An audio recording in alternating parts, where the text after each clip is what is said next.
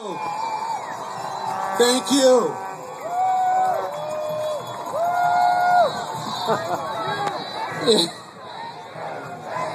No. No. Thank you. No.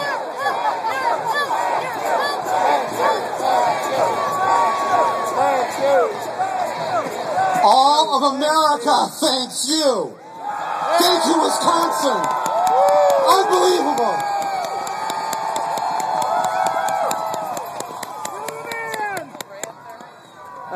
It is profoundly moving to see what I just saw coming up the street and what I see from this stage. I have been observing this and supporting it from afar as I've been busy on the road working on my next project. And as I finished my work last night, we were in New York City, and around midnight I thought I would write up a little blog of something I wanted to say about what was going on here, especially after having just listened to Bill O'Reilly and Sarah Palin. Oh, why? You need to change the channel. It was inspirational. And so about midnight I started writing this. That's a good. And around 2 a.m. I read it back to myself and I thought, you know, you should just go to the airport and get on a plane and go to Madison. That's right.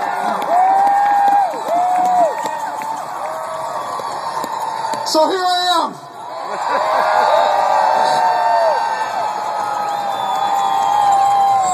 All right. Before I read this, I first just want to thank, you don't know how impressive it is to the rest of the country to see these 14 senators still refusing to participate in the scam of the century.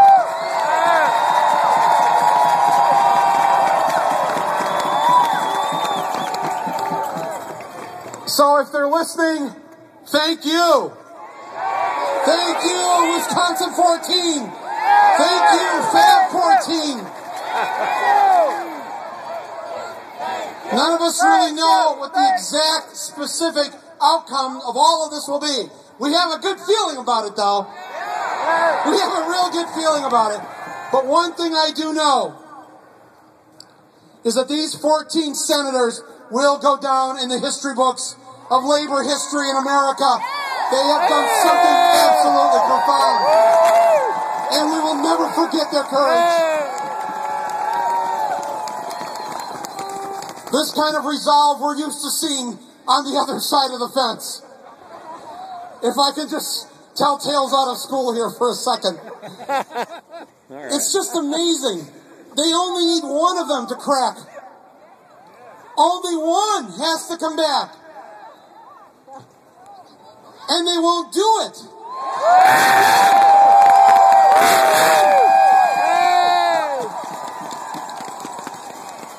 And they're Democrats.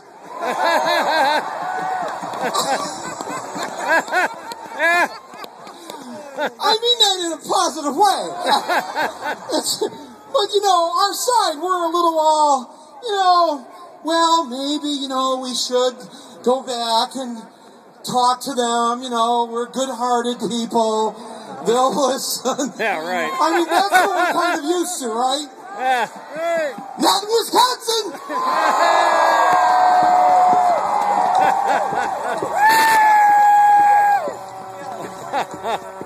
So, I would like to read to you my statement for today, March 5th, 2011. And I am so honored and privileged to be able to have this opportunity to stand here with you and say these things that need to be said, things that I want to personally say about this whole thing. And this is called America is Not Broke.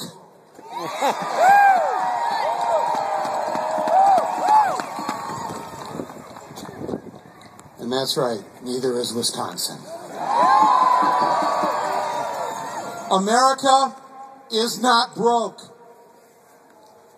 Contrary to what those in power would like you to believe, so that you'll give up your pension, cut your wages, and settle for the life your great-grandparents had, America is not broke.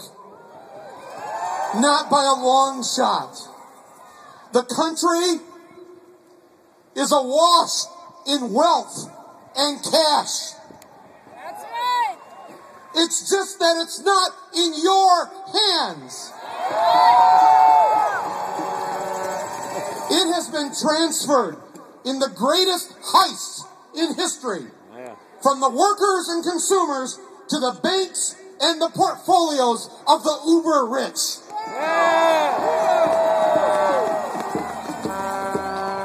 Right now, this afternoon, just 400 Americans, 400, have more wealth than half of all Americans combined. That's right. Let me say that again. And please, someone in the mainstream media, just repeat this fact once. Yeah, where's CNN? Really? We're not greedy. We'll be happy to hear it just once. 400 obscenely wealthy individuals. 400 little Mubaraks. That's good. Most of whom benefited in some way from the multi-trillion-dollar taxpayer bailout of 2008, now have more cash, stock, and property than the assets of 155 million Americans combined.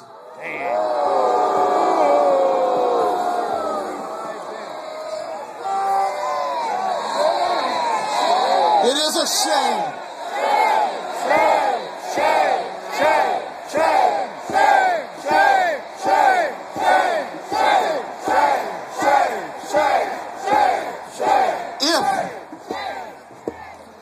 If you can't bring yourself to call that a financial coup d'etat, then you are simply not being honest with what you know in your heart to be true. But I can see why people don't want to even think about this.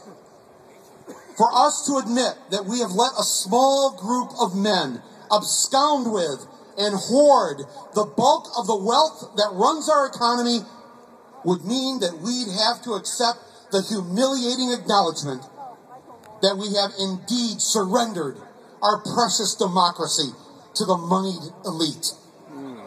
Wall Street, the banks, and the Fortune 500 now run this republic.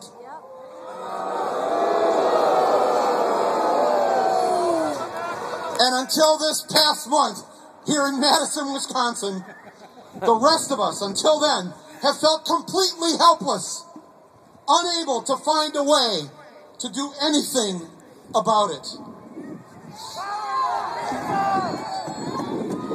Now, just like your soon-to-be ex-governor,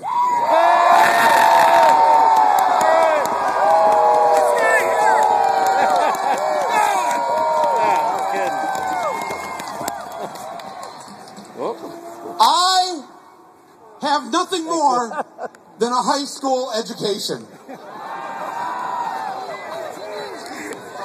But, Governor Walker, back when I was in school, every student had to take one semester of economics in order to graduate. And here's what I learned. Money doesn't grow on trees. All right. Palm trees. Palm trees, yeah. Unless it's a palm tree. That's right. It grows when we make things. It grows when we have good jobs with good wages that we use to buy the things we need. And guess what? That creates more jobs.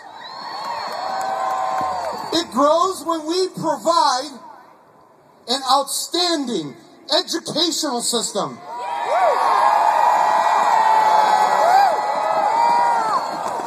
An educational system that then grows a new generation of inventors, entrepreneurs, artists, scientists, thinkers, the people who will come up with the next great idea for this planet. And those ideas create jobs. And the jobs produce tax revenue. But the few That's way too simple. who have the most money It must not be true then. don't want to pay their fair share of the They taxes. said it's too good to be true. It's not real. That would mean you'd They'd rather invest it in a gambling casino known as Wall Street, And all them thousands betting of jobs. for or against the stock market or against your home mortgage. Or against your very life. And the entire population suffers because that wealth has been removed from circulation. What's so cynical about this is that the very people who don't pay their taxes crashed our economic system. They created the unemployment, which has caused less tax revenue. And states like Wisconsin have ended up with a so-called budget crisis.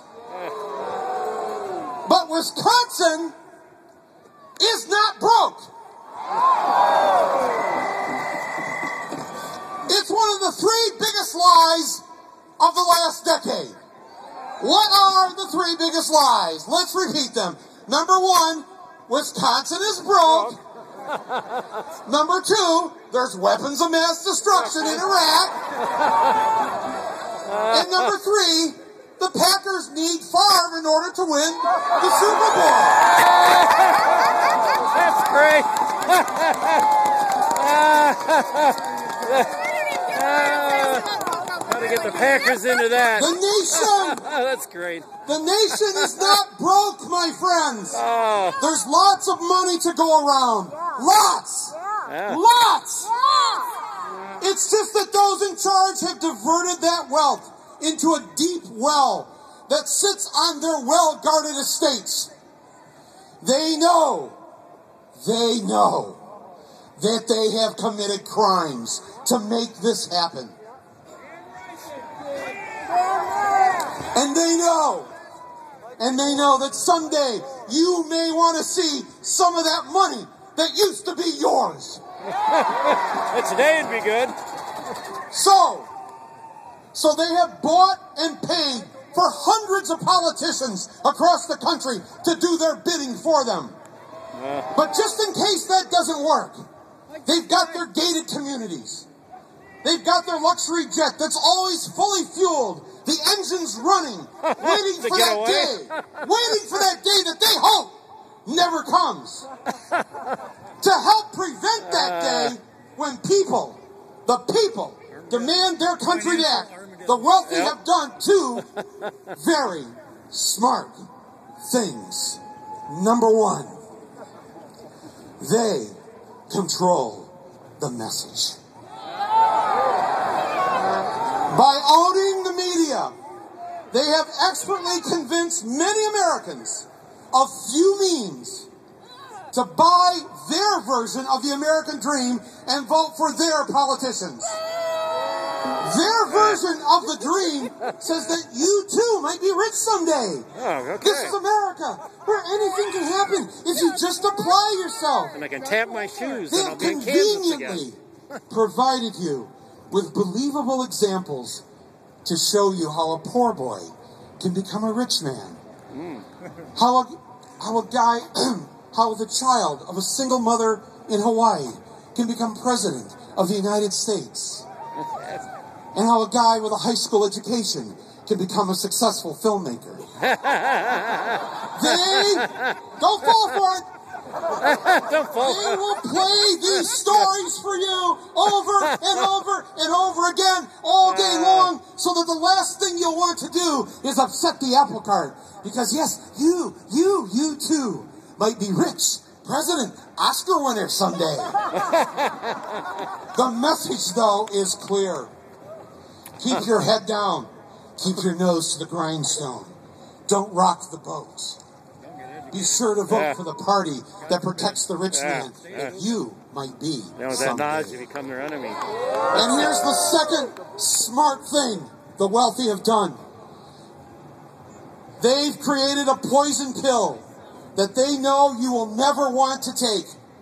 It's their version of mutually assured destruction. And when they threatened to release this weapon of mass economic annihilation in September of 2008, we blinked. As the economy and the stock market went into a tailspin, and the banks were caught conducting a worldwide Ponzi scheme, Wall Street issued this threat: either hand over trillions of dollars from the American taxpayers, or we will crash this economy straight into the ground. Crash it straight into the ground. There's a word for that, isn't there? Terrorism. It's a form of terrorism, isn't it? Fork it over, or it's goodbye savings accounts. Fork it over, or it's goodbye pensions. Fork it over, or it's goodbye United States Treasury. Fork it over, or it's goodbye jobs and homes and future. It was friggin' awesome. And it scared the crap out of everyone. Here, take our money. We don't care. We'll even print more for you. Just take it. But please leave our lives alone. Please.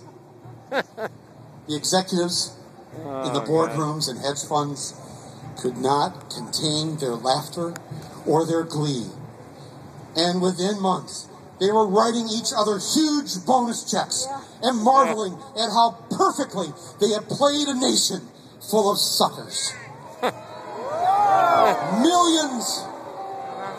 Millions lost their jobs anyway, and millions lost their homes. But there was no revolt. Until now!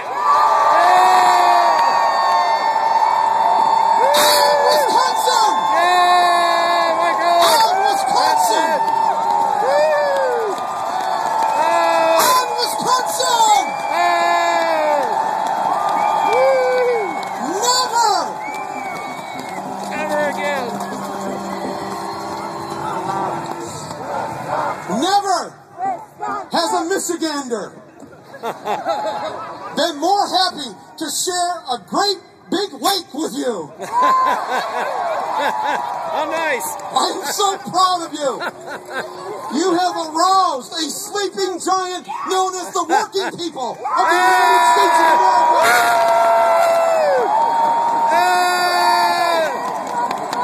That's right. Right now, the earth is shaking and the ground is shifting under the feet of those who are in charge. Your message has inspired people in all 50 states. And that message is, we have had it! We have had it! We have had it! We have had it! We have had it! We have had it! We have had it! We have had it! We have had it! We have had it! We have had it! We have had it! We have had it! We have had it! We have had it! We have had it! We have had it!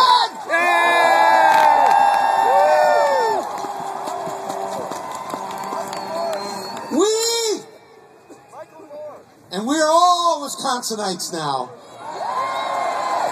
We rejected anyone who tells us that Wisconsin or America is broke or broken. It's just the opposite. We are rich with talent and ideas and hard work. And yes, love and compassion toward those who have, through no fault of their own, ended up as the least among us. But they too still crave what we all crave, our country back, our democracy back, our good name back, the United States of America, not the corporate states of America, the United States of America. That's right. The United States of America. The United States of America! The United States of America! The United States of America! The United States of America! The United States of America! The United States of America! The United States of America! So, how do we get this? Well, we do it with a little bit of Egypt here and a little bit of Madison there. Sounds like a song. And let's pause for a moment and remember that it was a poor man There's got to be with a song with that. in Tunisia who gave his life so that the world might focus its attention on how a government run by billionaires, for billionaires, is an affront to freedom, morality, and humanity. Thank you, Wisconsin. You have made people realize that right now is our last best chance to grab the final thread of what is left. What is left for us is who we are as Americans. For 3 weeks you have stood in the cold, slept on the floor, skipped out of town to Illinois. Whatever it took, you've done it. And one thing is certain, Madison is only the beginning.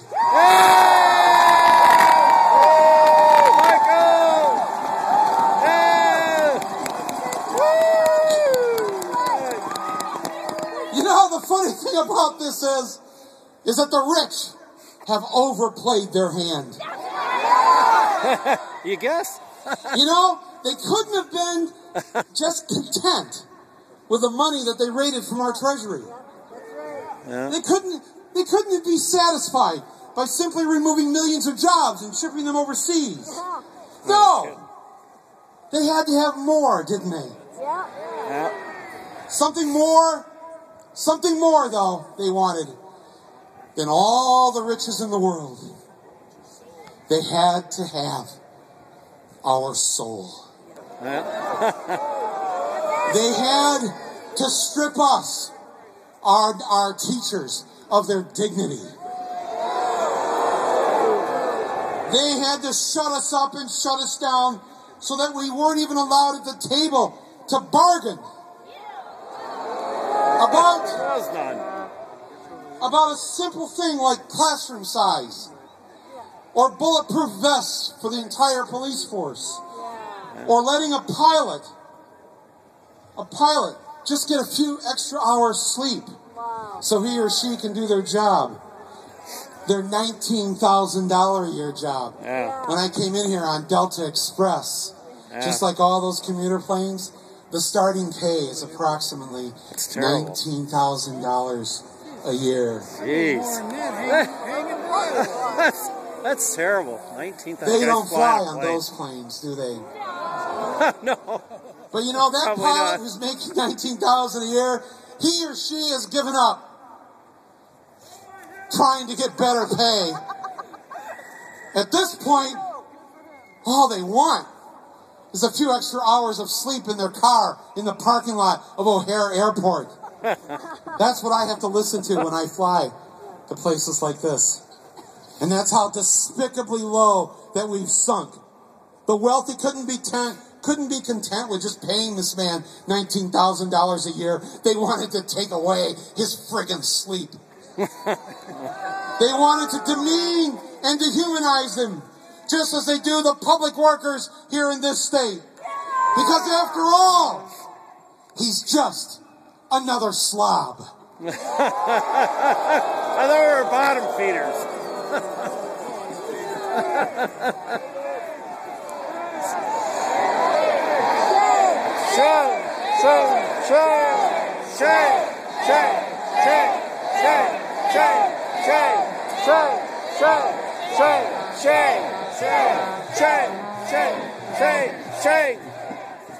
And finally, to the media who are here, please tell this story correctly. Don't edit it differently. Where's CNN? I've only been here an hour, and I'm shocked by what I've seen and I haven't seen watching this on television or reading it in the mainstream papers. That's a riot. We got palm trees. Palm trees and rioters. You know, all the pundits said they were caught by surprise when Egypt revolted. And they don't still understand after nearly 3 weeks what's going on in Madison. No, they don't. They're completely flummoxed by it because they're like, well, but there was an election in November. Yeah. Whoa, what's going on here? They lied! They lied! Well, there's something happening here, and you don't know what it is, do you? Hey, children. Finally, America, again, isn't broke. The only thing that's broke is the moral compass of the rulers. And we aim to fix that compass and steer the ship ourselves from this point on. Please never forget that as long as that Constitution of ours still stands, it's one person, one vote. And that is the thing that the rich hate the most about America. Yeah. No matter how hard they try to buy the votes, no matter how hard they try to own the political process, when it comes down to it, it's one person, one vote, and there's a hell of a lot more of us than there are of them. Never forget that. Madison, thank you. Do not retreat. You are not alone. America is with you. America thanks you. Madison, Madison, Madison, Madison. We're going to do this together. Don't give up. Please don't give up. Thank you very much. Thank you.